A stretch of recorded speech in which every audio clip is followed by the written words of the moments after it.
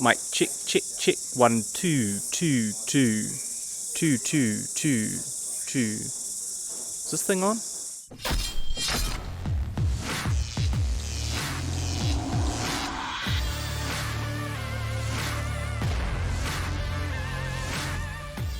Hello everyone, my name is Guy Pigden. I am the Savage filmmaker. I make feature films, web series and shorts, and I'm here to give tips and advice to indie filmmakers about how to make those things. Today I wanted to test the audio quality on the BMPCC6K Pro.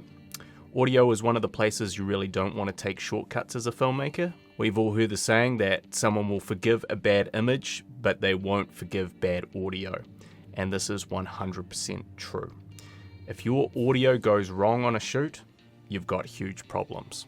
So with Blackmagic touting the Pro's 2 mini XLR ports as an exciting new feature, I think it's important to know whether they're as pro as the image quality. Full disclaimer, I am a former owner of the Pocket 4K, and most of the issues I had with that camera were around its audio. For starters, it had so many settings that it was sometimes hard to know whether you were using the right input from the right source. This was made worse when sometimes in turning the camera off, it would reset your audio sources when you didn't realize.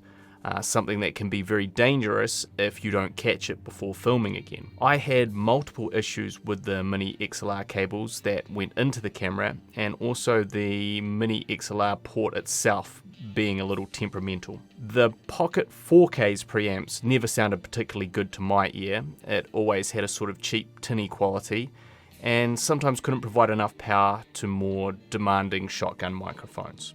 In the end, I started permanently plugging in my sound device's MixPre 3 and recording through that mixer to ensure that audio quality was reliable and up to a high enough standard. That brings us to the 6K Pro. Has anything really changed? They've given us an extra mini XLR, but I quickly noticed how flimsy and loose both of these ports seem to be and how difficult it was to get the mini XLR cables into each socket. They felt like many things about the body of the camera, disappointingly cheap. This brings us to the menu system, and the issues that I had with the Pocket 4K still remain. This is one of the few areas where the 6K Pro touchscreen implementation seems flawed. There's just no quick way to select your audio source. There are so many options available, and you have to scroll through both left and right channels to find the one you're looking for. External dials to adjust audio levels would have been welcome here. The other big flaw with this touchscreen menu is the way you select phantom power. You must first select XLR mic in the previous menu screen. If you don't select XLR mic, phantom power will be grayed out. This may not seem like a big thing, but if you don't understand this and quickly want to turn on phantom power, you can be confused as to why it's not available. A phantom power button on the camera body would also have been a welcome inclusion at making this process less time consuming. When trying to quickly switch microphones or channels, it's easy to make a mistake or miss crucial dialogue as you toggle through these extended touchscreen settings. I also found the levels themselves to be somewhat misleading. When trying to record audio from the shotgun microphones, I had to boost the levels to 70% or above to really be registering on the level bars. But when listening back to those levels, they seemed louder than what the 6K Pro measured. which could mean you either record things too loudly or overcompensate and record too quietly. But we can't judge the audio off just the connections and interface alone. So I've rounded up all my different microphones and decided to put them to the test.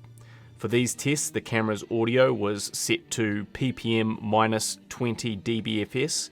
For comparison, I've recorded with the same microphones using both my Canon C200 and my MixPre 3 sound mixer, so you can compare and decide for yourself. All of the audio is completely untreated.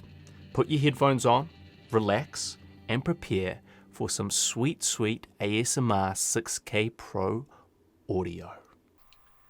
This is an audio test with the Blackmagic Pocket Cinema Camera 6K Pro. These are the internal microphones on the 6K Pro, set to about 70%. I'm approximately a meter away from those internal mics. This is an audio test with the Blackmagic Pocket Cinema Camera 6K Pro.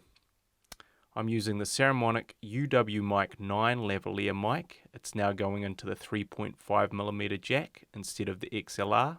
And I've turned it up to 70%. This video was not brought to you by Squarespace, Storyblocks, Artlist, or even Blackmagic Design, but by my new feature film, Older, available free on Tubi TV and Amazon Prime. Links in the description. This is an audio test with the Blackmagic Pocket Cinema Camera 6K Pro, using the Saramonic UW Mic 9 lavalier.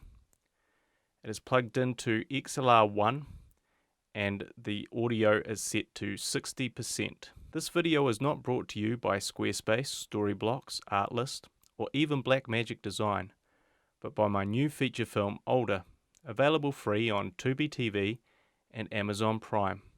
Links in the description. This is an audio test with the C200 camera. I'm recording with the Saramonic UW Mic 9 lavalier microphone on level 1.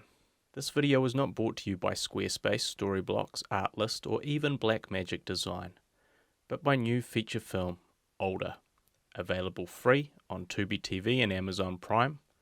Links in the description. This is an audio test of the sound devices MixPre 3 and the Saramonic UW Mic 9 lavalier microphone. This video was not brought to you by Squarespace, Storyblocks, Artlist, or even Blackmagic Design, but by my new feature film Older, available free on Tubi TV and Amazon Prime. Links in the description. This is an audio test with the Blackmagic Pocket Cinema Camera 6K Pro. The audio levels are set to 80% and I'm recording with the Octava MK012 condenser microphone. This video was not brought to you by Squarespace, Storyblocks, Artlist, or even Blackmagic Design, but my new feature film Older, available free on Tubi TV and Amazon Prime. Links in the description. This is an audio test with the C200 camera and the Octava MK012 condenser microphone. This video was not brought to you by Squarespace, Storyblocks, Artlist, or even Blackmagic Design, but by my new feature film Older, available free on Tubi TV and Amazon Prime. Links in the description. This is an audio test with the sound devices MixPre 3 and the Octava MK012 condenser microphone. This video was not brought to you by Squarespace, Storyblocks, Artlist, or even Blackmagic Design, but by my new feature film Older, available free on Tubi TV and Amazon Prime. Links in the description. This is an audio test with the Blackmagic Pocket Cinema Camera 6K Pro with the Sennheiser 416 shotgun microphone. This video was not brought to you by Squarespace, Storyblocks, Artlist, or even Blackmagic Design. I am concerned my girlfriend might leave me over the amount of time I've spent making YouTube videos. We may have to have a serious conversation. A very serious conversation indeed. This is an audio test with the C200 camera and the Sennheiser 416 shotgun microphone. This video is not brought to you by Squarespace, Storyblocks, Artlist, or even Blackmagic Design. I am concerned my girlfriend might leave me over the amount of time I've spent making YouTube videos. We may have to have a very serious conversation. Very serious indeed. This is an audio test with the sound devices MixPre 3 and the Sennheiser 416 shotgun microphone. This video was not brought to you by Squarespace, Storyblocks, Artlist, or even Blackmagic Design. I am concerned my girlfriend might leave me over the amount of time I've spent making YouTube videos. We may have to have a very serious conversation. Very serious indeed. So, what did you think? Did you put your headphones on? You really need to put your headphones on. Go and do it properly. Is that Audio Pro enough? Can you trust it on a shoot? My take? I was actually really surprised how good and clean the audio preamps were. I thought the XLR ran the lavalier mic slightly better than the 3.5mm input, but both were fine. Although not featured in the test, both XLR ports seem to produce exactly the same in terms of noise and power. I thought maybe the C200's preamps produced a slightly better sound. It actually depended a lot on the microphone, and I thought the 6K Pro was the best when using the Octava, for example. There really was not much in it, and my sound device's MixPre 3 actually sounded the noisiest on most of the tests. But I would put that down to my settings not being dialed in correctly. If you're in a hurry and you need to grab an interview quickly at an event or on a documentary, then the audio from the Pocket 6K will absolutely do the job. It'll also work well in the studio, as you've heard. And at least to me, it feels like an improvement over the Pocket 4K. But your results will depend on what microphone you're using. And I do think the audio level meters need to be more accurate. It is good to know you can have them at high levels without introducing too much noise. There is still a question mark on how long these XLR ports will last through constant use, as their build is definitely not good. If you're recording something where audio is absolutely key, then I would think about using a mixer. Even running the mixer directly into your Pocket 6K Pro can be an excellent option. But I think the internal preamp audio here is surprisingly good. Anyway, I hope you found this helpful. If so, please consider giving it a like and subscribing to the channel. I'll have more Pocket 6K Pro videos, including a full review on the way, along with more tips about independent filmmaking.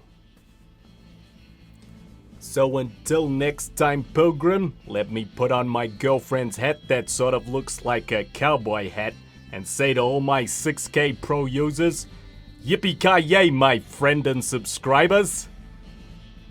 That was my John Wayne. Is that you, John Wayne? Is this me? See you on the next one.